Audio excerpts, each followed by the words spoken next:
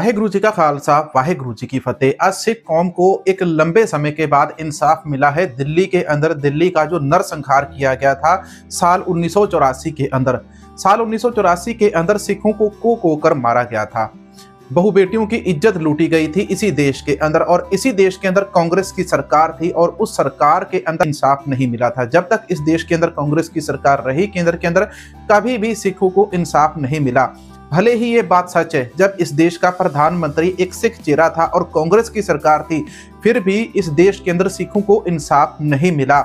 आज Bharatiya Janata party BJP की सरकार है इस देश के अंदर, और कहीं ना कहीं इस देश के अंदर बीजेपी ने सिखों को इंसाफ दिलवाया है, ये सभी को मानना पड़ेगा। आज दिल्ली के अंदर साल 1984 का जो सिख कत्लेआम हुआ था, इस कत्लेआम के अंदर सज्जन कुमार को उम्र कैद की सजा सुनाई गई है। इससे पहले भी सज्जन कुमार को 5 लोगों की हत्या करने के दोष के अंदर उम्र कैद की सजा हो चुकी है, लेकिन यहाँ पर इस बंदे को, इस जैसे राक्षस बंदे को फांसी की सजा होनी चाहिए थी। लेकिन देर आए दुरुस्त आए, कम से कम इन लोगों को सजा तो हुई। हम यही सरकार का धन्यवाद करते हैं, कोर्ट का, प्रशासन का। इसके ऊपर दिल्ली से बीजेपी के सांसद है सरदार मनजिंदर सिंह सिरसा, ये क्या कहते हैं आइए सुन लेते हैं। तब भी उम्र देखनी थी, जब पाप किए थे तब भी ये देखना जरूर थी। हमें इस बात की तसल्ली है कि इतने सालों बाद, 35 सालों बाद इस केस के ऊपर कार्रवाई शुरू हुई। दूसरे केस में सज्जन कुमार को उम्र कैद की सजा हुई है, और जो SIT बनाई थी मोदी जी ने, उसके कारण ही इन लोगों को हम सजाएं दे पाए हैं 35 साल बाद। मेरी कम्युनिटी धन्यवाद भी करती है, सरकार का भी, मोदी जी का भी, और हमें विश्वास है आने वाले दिनों में जगदीश टाइटलर और कमलनाथ। अब आपने सुना यहाँ पर कि आने वाले समय के अंदर जगदीश टाइटलर और कमलनाथ को भी सजा सुनाई जा सकती है। कोर्ट के अंदर उनके ऊपर भी केस चलेगा और उनको भी आने वाले समय के अंदर उन्होंने जो सिखों का कत्लेआम करवाया था, इसके ऊपर उनको सजा दी जाएगी। यहाँ पर मैं आपको दिल्ली की सिख संगत का एक और वीडियो दिखाना चाहूंगा। सिख संगत इसके ऊपर क्या कहती है, जरा सुन लेते हैं आइए।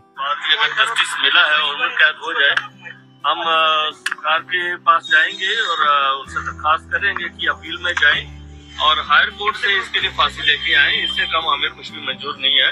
इस निरशंस हत्यारे को कम से कम फांसी तो होनी चाहिए, हम इसके लिए दरखास्त करेंगे। आप जो भी उम्र कैद का फैसला है, नहीं, बिल्कुल संतुष्ट नहीं है कि हजारों लोगों की हत्या हो गई हो, सड़क के ऊपर जिंदा जला दिया गया हो, और इतने सालों के बाद इंसाफ मिले और वो भी उम्र कैद का, तो ये कोई मायने नहीं रखता है। हम दरखास्त करेंगे सरकार से कि वो अपील में जाएं, हायर कोर्ट जाएं और वहां से फांसी की सजा लेके आए। दोस्तों यहाँ पर आप लोगों ने सुना कि सिख संगत का यही कहना है कि इस बंदे को कम से कम फांसी की सजा होनी चाहिए थी। फांसी की सजा भी 1 या 2 बार, 10-10 बार इन लोगों को फांसी की सजा होनी चाहिए थी। क्यों होनी चाहिए थी? क्योंकि जिन लोगों ने दिल्ली के अंदर ये पाप कमाया था, दिल्ली के अंदर सिखों के गलों के अंदर जलते टायर डाले गए थे, बहु बेटियों को मारा गया था, घर बार लूट लिए थे, देश के अंदर सिखों का इस प्रकार से कत्लेआम होना, इसको आप कैसे देखते हैं?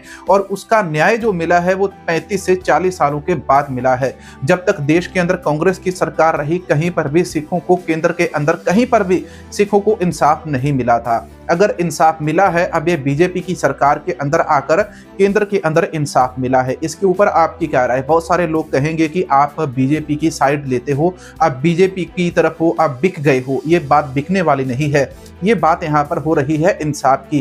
कोई सरकार अच्छा करेगी तो हम उसके लिए अच्छा बोलते हैं, अच्छा वीडियो बनाते हैं। यदि कोई सरकार बुरा करती है, सिखों को आतंकवादी, खालिस्तानी बोला जाता है, उनको उग्रवादी बोला जाता है, सिखों के साथ अन्याय होता है, भाई अमृतपाल सिंह खालसा का केस हो, तो जहां जहां पर सिखों के विरुद्ध सरकार चलती है, सरकार सिखों के ऊपर तशद्दुद करती है, तो वहां पर हम उन सरकारों का समय समय के ऊपर वीडियो बनाकर विरोध भी करते हैं। लेकिन जहां पर सरकार ने अच्छा काम किया हो, हमारे प्रशासन ने, हमारे कानून ने, 40 सालों बाद ही यहां पर इस बंदे को सजा हुई, कहीं ना कहीं यहां पर सरकार का धन्यवाद करना सभी का फर्ज बनता है। जब स्टेज के ऊपर कमलनाथ को सम्मान देने के लिए इंदौर के अंदर बुलाया गया था, तो इंदौर की सिख संगत ने विरोध किया था। इंदौर के अंदर भाई मनप्रीत सिंह जी कानपुरी जी, उन्होंने भी विरोध किया था कि हम इस बंदे को सिरोपाव नहीं देंगे। यदि हमारे जितने भी लीडर हैं वो ईमानदारी से इसी प्रकार से काम करे सिखों के हित के लिए, तो कहीं पर भी सिखों के साथ अन्याय नहीं हो सकता। इस देश की बात हो, पाकिस्तान की हो, या किसी भी 7 समंदर पार देश की बात हो।